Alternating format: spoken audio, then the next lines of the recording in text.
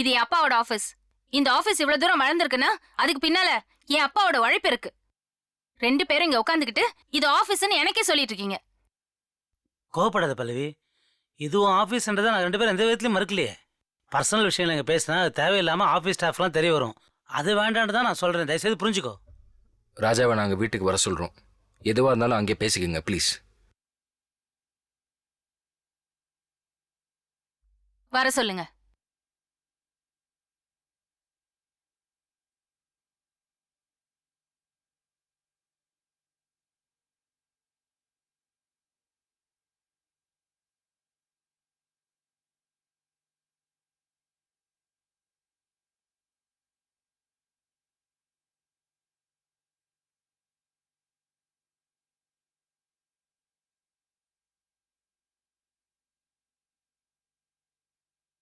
இனிமே இந்த வீட்டு பக்கமே அவர் வரக்கூடாது.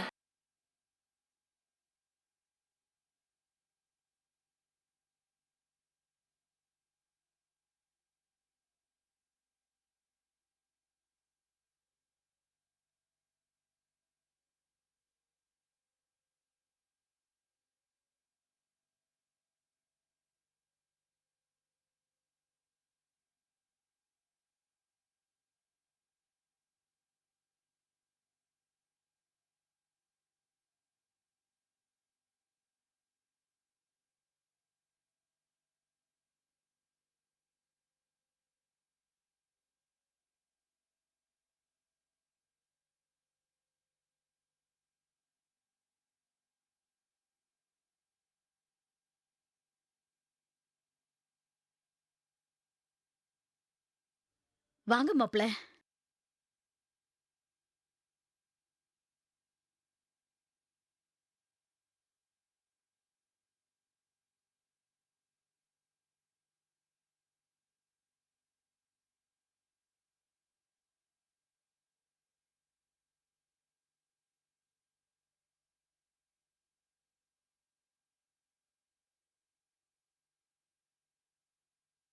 வாங்க மாப்ள.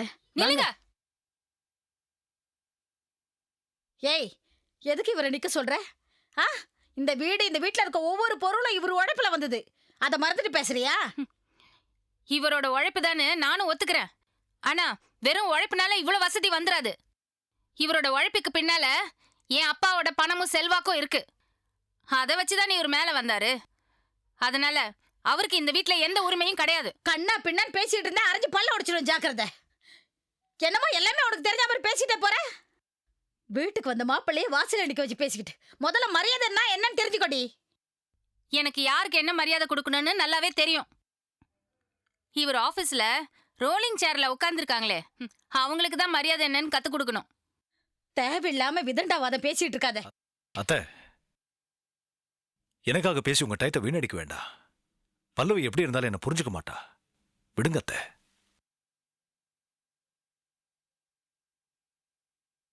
கணேஷ பத்தியும் சுந்தரத்தை பத்தியும் உனக்கு நல்லாவே தெரியும். ஆனா அவங்க மரியாதை தெரியாதவங்க நீ சொன்னதுதான் எனக்கு ரொம்ப வேதனையா இருக்கு.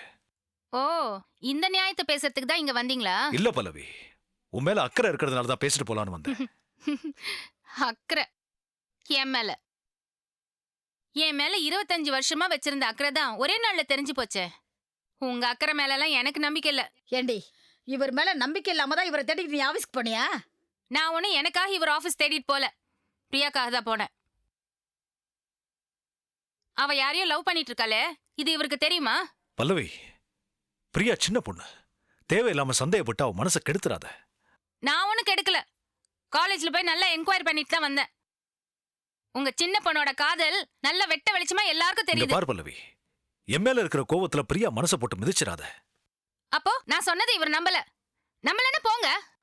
என்னைக்காவது ஒரு நாள் உண்மை வெளிச்சத்துக்கு வரும், அப்ப தெரிஞ்சுக்கங்க. இத பாரு பல்லவி, இப்படிலாம் நீ பேசி பிரியாவோட வாழ்க்கையை நீயே கெடுக்க போற. உன்ன மாதிரி எல்லா அம்மாவும் இருப்பாங்கன்னு நினைக்காத. நான் ஒரு நல்ல அம்மாவா இருக்கணும்னு நினைக்கிறேன். நான் ஏமாந்து போன மாதிரி என் பொண்ணு ஏமாந்துடக்கூடாதுன்னு தான் மனப்பூர்வமா சொல்றேன்.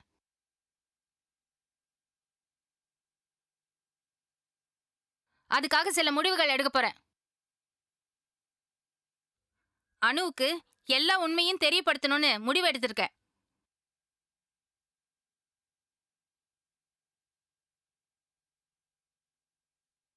அனு கிட்ட இவர் உண்மையை சொல்ல போறாரா இல்ல நான் உண்மையை சொல்லட்டுமா? கேட்டு சொல்லு. ஏண்டி சும்மா இதையே சொல்லிட்டு இருக்க? அணுவோட நிம்மதியும் கெடுக்குன்னு முடிவு பண்ணிட்டியா? யாரு? நானா? நானா அனுவோட நிம்மதியை கெடுக்க பாக்குறேன்? ரொம்ப நல்லா இருக்குமா? எல்லாருமா சேர்ந்து ஏன் நிம்மதியை கெடுத்துட்டு இப்ப நான் அனுவோட நிம்மதியை கெடுக்க போறேன்னு சொல்றீங்களா? சும்மா அதையே பேசிட்டு இருக்காத பல்லவி.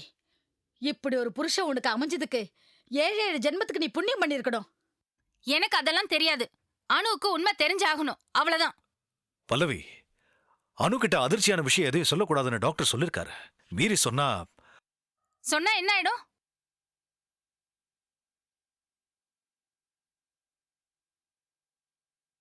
என்னைக்கோ தெரிய போற உண்மை இன்னைக்கு தெரியறதுனால ஒன்னும் ஆயிட போறது இல்ல. ஏண்டி இப்படி பிடிவாதம் பிடிக்கிற? எனக்கு அதெல்லாம் தெரியாது. நான் 1 வாரம் டைம் தரேன். அதுக்குள்ள அவரா சொன்னா சரி, இல்லனா நான் சொல்ல வேண்டி வரும்.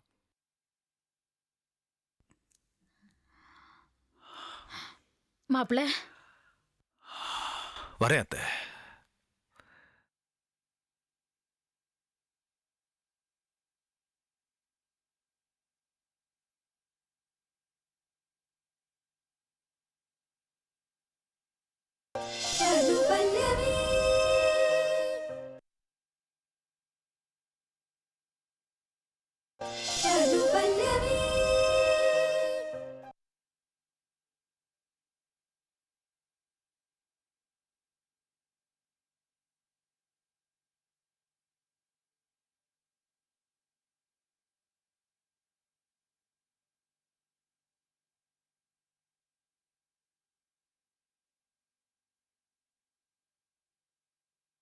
பிரியா, என்னாச்சு? ஏன் சாப்பிடல? இல்ல மஞ்சு, பிடிக்கல. சரி, அப்ப இதை சாப்பிடு. என்ன பிரியா? இல்ல மஞ்சு, பசிக்கல. அம்மா என்கிட்ட நடந்துக்கிற விதம், உன்கிட்ட பேசின விதம் எல்லாமே எனக்கு பயமா இருக்கு மஞ்சு. ஏன் பயப்படுற பிரியா? அதெல்லாம் ஒன்றும் ஆகாது. நீயும் நானும் எந்த தப்பும் பண்ணல, அப்புறம் எதுக்காக பயப்படணும்? இங்க பார், பல்லவி அம்மா என்ன பேசுறத நினைச்சு நான் கொஞ்சம் கூட கவலைப்படல. ஆனா எனக்கு கவலையா இருக்கு. என்னால தானே உனக்கு தேவையில்லாத கெட்ட பேரு. விடு பிரியா, பரவாயில்ல, நீ சாப்பிடு. இல்ல மஞ்சு, அம்மா என்ன சந்தேகப்பட்டு காலேஜ் வரைக்கும் வந்து விட்டுட்டு போறது எனக்கு ரொம்ப அவமானமா இருக்கு. அம்மாவை நான் ரொம்ப லவ் பண்றேன் மஞ்சு. ஆனா அவங்க இப்போ கொஞ்ச நாளா என்னை விட்டு ரொம்ப தூரம் விலகி போயிட்டு இருக்காங்க. ஒரு கட்டத்துக்கு அப்புறம் நான் அவங்கள வெறுக்க ஆரம்பிச்சிருவேணும்னு ரொம்ப பயமா இருக்கு. இங்க பாரு பிரியா, யாரோ உன்னை பத்தி அம்மா கிட்ட தப்பா போட்டு கொடுத்துருக்காங்கன்னு நினைக்கிறேன் பிரியா. அதான் அவங்க இப்படி நடந்துக்கிறாங்க. காலையில் கூட அம்மா உன்னை டிராப் பண்ண வந்தாங்கல்ல, அப்ப அந்த பாலாஜி அவங்க கிட்ட ஏதோ பேசிட்டு இருந்தான். நான் அதை பார்த்துட்டு என்னன்னு அம்மா கிட்ட விசாரிச்சேன். ஆனா அப்ப கூட அவங்க எனக்கு கோவமா திட்டிட்டு போயிட்டாங்க பிரியா. அப்புறம் அந்த பாலாஜி கிட்ட கேட்டேனா அவனும் எதுவுமே சொல்லல. அவன் அம்மா கிட்ட என்ன போட்டு கொடுத்தானே தெரியல. சரி, நீ கவலைப்படாத. அவன் என்னதான் போட்டு கொடுத்தாலும் அது உண்மையா இருக்க முடியாது, பொய்யாதான் இருக்கும். ஏன்னா நம்ம எந்த தப்பும் பண்ணல. இது எப்படி நம்ம அம்மா கிட்ட ப்ரூவ் பண்றது மஞ்சு? எனக்கும் அதான் தெரியல பிரியா. என்ன மஞ்சு, நீயே எப்படி சொல்ற? இரு இரு, அதுக்காக உடனே கவலைப்பட ஆரம்பிச்சிடாத. நிச்சயமா ஏதாவது வழி கிடைக்கும். அப்ப அம்மா கிட்ட நம்ம எந்த தப்பு பண்ணலன்னு ப்ரூவ் பண்ணி காட்டலாம். நான் தான் சொல்றேன்ல பிரியா, நம்பிக்கை மட்டும் எப்பயும் விட்டுறக்கூடாது. சரியா? சாப்பிடு. லஞ்ச் அவர் முடியும், இன்னும் 15 மினிட்ஸ் தான் இருக்கு பிரியா. அதுக்குள்ள சாப்பிட வேணாமா? சாப்பிடு.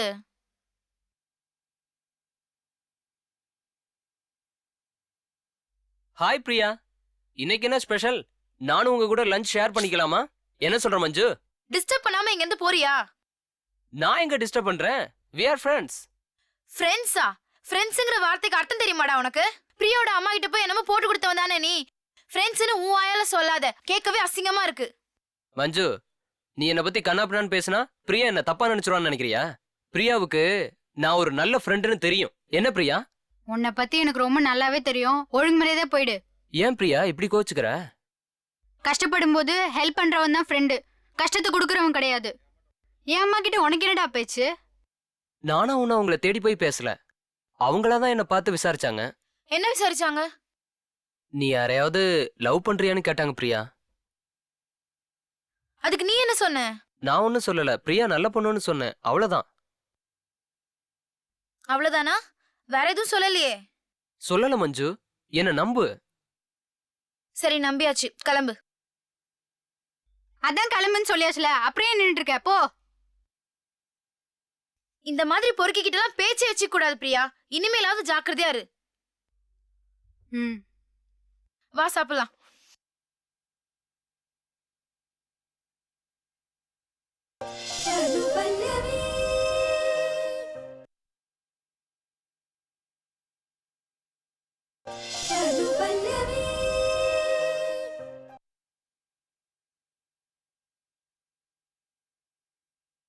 ராஜாராமா, பல்லவி அணுகிட்ட எந்த உண்மையும் சொல்ல மாட்டாடா.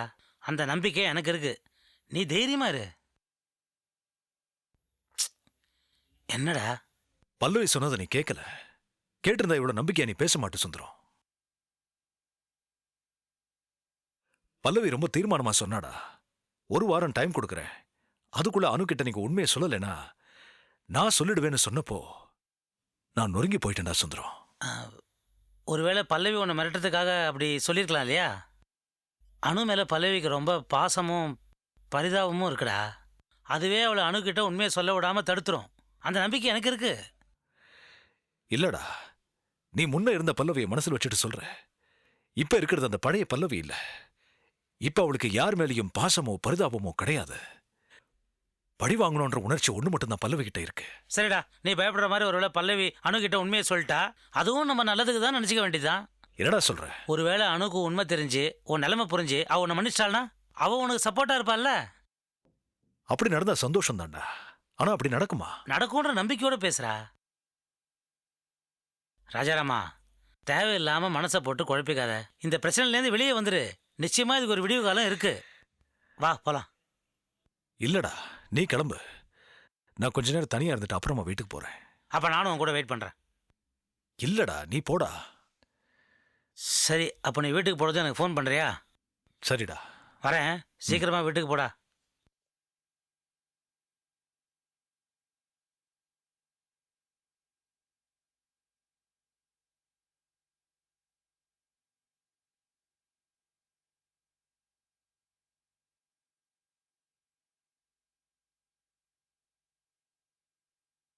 வணக்கம் ராஜாராமன் சார். என்ன தனியாக உட்காந்துருக்கீங்க? என்ன சார், மனசு சரியில்லையா? இப்படி தான் சார் இருக்கும் 2 பொண்டாட்டிக்காரனுக்குள்ள பிரச்சனை எல்லாம். சார் இப்பவும் சொல்கிறேன், வீட்டில் இவ்வளோ பிரச்சனையை வச்சுக்கிட்டு பிஸ்னஸ்லேயும் இவ்வளோ நிம்மதி இல்லாமல் இருக்கீங்களே, நாம் 2 பேரும் சேர்ந்து ஒரு டீலிங் போட்டுக்கலாமா? அந்த நாராயணோட கான்ட்ராக்ட் உங்கள் பேரில் இருக்கட்டும், வேலையை நான் செஞ்சு கொடுத்துட்றேன். என்ன சொல்கிறீங்க? வர்ற லாபத்தில் 50-50 கொடுத்துருங்க. ஓகேவா? பாஸ்கர், நீங்க நினைக்கிறது எதுவுமே நடக்காது. இல்லைண்ணா. முதல்ல போறீங்களா ப்ளீஸ்? என்ன சார், ஆஃபீஸில் வந்தாலும் பார்க்க முடியறதில்ல, இங்கே ஃப்ரீயாக தான் உட்காந்துருக்கீங்க. இங்கே வந்து நம்ம டீலிங்கை பற்றி பேசி ஈஸியாக முடிச்சலான்னு வந்தால் கொஞ்சம் கூட யோசிக்க மாட்டேங்கிறீங்களே. பாஸ்கர், நான் ரொம்ப மரியாதையாக சொல்கிறேன், போயிடுங்க. யோ, என்னையா கொஞ்சம் கூட புரிஞ்சிக்க மாட்டேங்கிற? கூடிய சீக்கிரத்தில் நீ என் வழிக்கு வரலன்னா நீ இருக்கிற இடம் இந்த இடமா இருக்காது.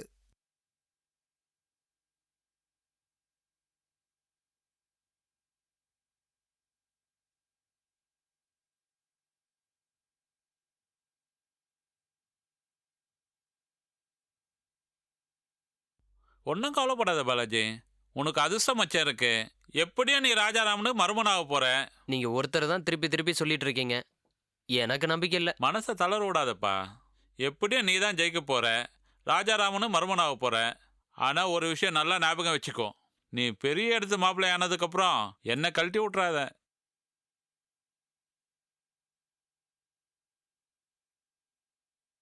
யோ, வாயில் என்ன கொல்கட்டா வச்சிருக்கீங்க?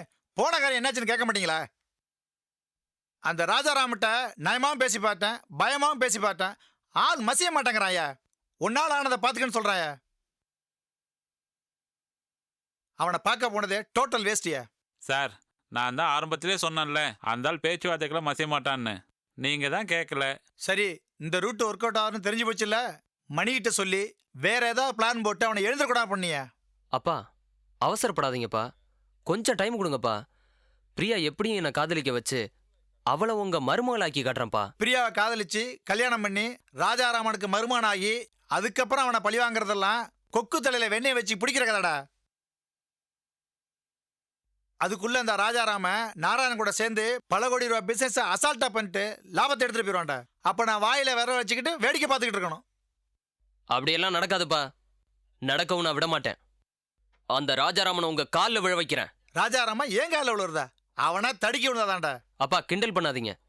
இந்த காரியத்தை சாதிச்சு காட்டுறனா இல்லையான்னு பாருங்க. நீ சொல்லி இது வரைக்கும் ஒன்னையும் சாதிச்சது இல்ல, இதை மட்டும் சாதிப்பேன் நான் நம்பணுமா? போடா.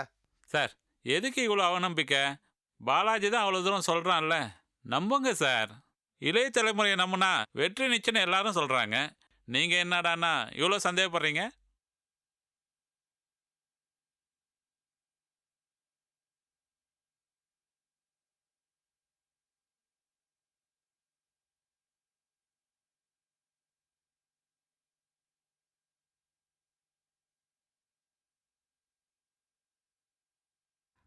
ஹலோ, வணக்கம் மேடம். யாரு? பல்லவி மேடம் தானே பேசுறீங்க? ஆமா, நீங்க யாருன்னு கேட்டேன். மேடம், என் பையன் உங்க பொண்ணை உயிருக்கு உயிராக காதலிக்கிறான். அதை பற்றி உங்கள்கிட்ட நேரில் பேசணும். நாளைக்கு வீட்டுக்கு வரலாமா மேடம்? நீங்க யாருன்னு தெரியாம எப்படி வீட்டுக்கு வர சொல்றது? வர சொன்னீங்கன்னா நாளைக்கு நேர்லேயே என்ன பார்த்துடலாம் மேடம். சரி, காலையில 10 மணிக்கு வாங்க. வந்துடுறேன் மேடம், வச்சிடுறேன் மேடம்.